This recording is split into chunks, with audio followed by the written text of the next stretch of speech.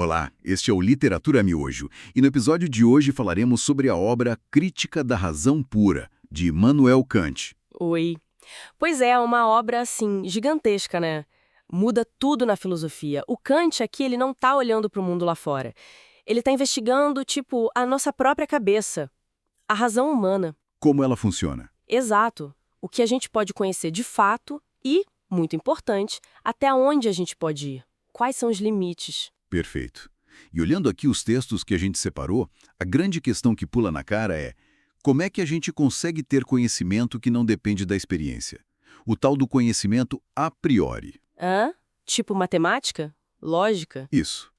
Como a gente sabe essas coisas? Nossa exploração aqui hoje vai ser tentar definir, com base nessas fontes, o alcance e as barreiras do que a gente pode conhecer. Bom, para começar, o Kant faz uma distinção que é chave e está bem clara nos materiais. Tem o conhecimento que vem da experiência, dos sentidos, né? O conhecimento empírico. Ele é sempre específico, depende do que a gente viveu. Certo. Mas aí tem o outro, o conhecimento a priori. Esse sim é universal, vale para todo mundo, sempre. E é necessário. Os textos dão exemplos, tipo verdades da matemática ou princípios lógicos, sabe?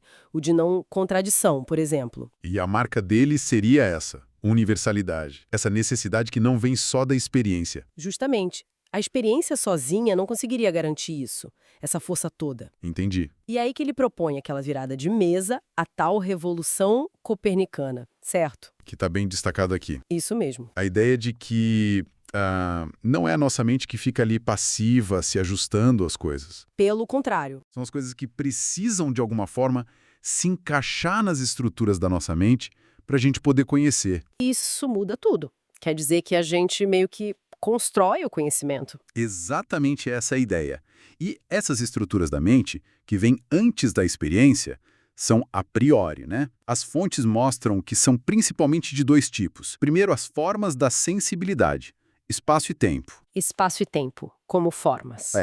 Para Kant, eles não são características das coisas em si, lá no mundo. São, tipo assim, a condição para a gente perceber qualquer coisa. É como se fossem os óculos que a gente usa para ver o mundo. A gente não tira. São as formas puras da nossa intuição sensível. Ah, tá. Então não é que a gente descobre o espaço de tempo no mundo. Não, é a estrutura que a gente já tem e que organiza o mundo pra gente. Faz sentido. E o segundo tipo de estrutura? Bom, aí são os conceitos puros do entendimento, as famosas categorias. Se espaço e tempo organizam o que a gente percebe, a sensação bruta, Sim. as categorias organizam o nosso pensamento sobre essa percepção. São as ferramentas conceituais a priori. Tipo causalidade, essa ideia de que uma coisa causa a outra necessariamente. Ou substância, aquilo que permanece enquanto as coisas mudam. Unidade, pluralidade, são várias. Então, a gente não tira esses conceitos da experiência. A gente usa eles para entender a experiência. Isso, para conseguir pensar sobre ela de um jeito organizado, coerente. E isso leva para outra distinção fundamental que os textos apontam: fenômenos versus números. Se tudo que a gente conhece passa por esses filtros, espaço, tempo, categorias, Sim. então a gente só conhece as coisas como elas aparecem para nós, os fenômenos. Mas as coisas em si, os números, como elas seriam sem a nossa mente. Essas ficam fora do nosso alcance, a gente não pode conhecer. É um limite bem claro que Kant coloca. Isso é bem impactante.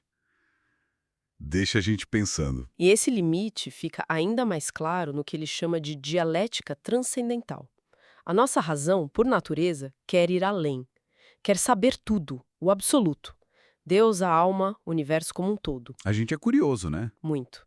Só que as fontes explicam, quando a razão tenta usar aquelas ferramentas, as categorias, que só valem dentro da experiência, Certo, para causalidade, substância. quando tenta usar isso para falar dessas coisas além da experiência, dos números, ela se enrola. Cai em contradições que não têm solução. São as antinomias. Tipo, Por exemplo, tentar provar se o mundo teve um começo no tempo ou se ele sempre existiu.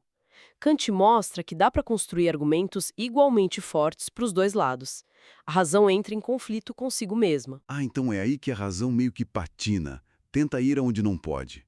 E aquelas ideias da razão, alma, mundo, Deus, para que servem então se não dão conhecimento? Elas não dão conhecimento objetivo, não são constitutivas, como ele diz, ou seja, não descrevem objetos reais fora da experiência, mas, olha, elas têm um papel regulador super importante. Regulador. Como assim? Elas funcionam como um ideal, um norte. Elas direcionam a ciência, o entendimento, a buscar sempre mais unidade, mais sistema, mais conexão dentro do conhecimento que a gente pode ter, o conhecimento dos fenômenos. Elas incentivam a gente a organizar o que a gente sabe da melhor forma possível. Entendi. Então a crítica não é para destruir a metafísica, mas para, digamos, limpar o terreno, definir o que ela pode e o que ela não pode fazer. Exatamente. As implicações são duplas e as fontes deixam isso claro. Por um lado, a gente limita aquela metafísica antiga que achava que podia conhecer o transcendente, Deus, a alma. Sim, a metafísica dogmática. Isso. Mas, por outro lado, a gente dá um fundamento sólido para a ciência, para a física, para a matemática. Mostra que a objetividade delas vem de princípios a priori da nossa própria razão, aplicados ao mundo da experiência. Kant, na verdade, está redefinindo a metafísica como a ciência dos limites da razão. E, bom, isso tudo deixa a gente com uma pergunta no ar, né? Uma provocação que vem dessa leitura dos textos. Se o nosso conhecimento está preso, de certa forma, à estrutura da nossa mente, limitado aos fenômenos, o que a gente pode dizer sobre a realidade última? Essa descoberta do Kant sobre os limites da razão, ela nos aprisiona ou, na verdade, nos liberta ao mostrar como a nossa própria mente funciona? Obrigado por acompanhar o Literatura Miojo. Curtiu? Então procure a obra original. A literatura te espera sem pressa, mas com prazer. Todos os dias às 10 horas, um novo episódio.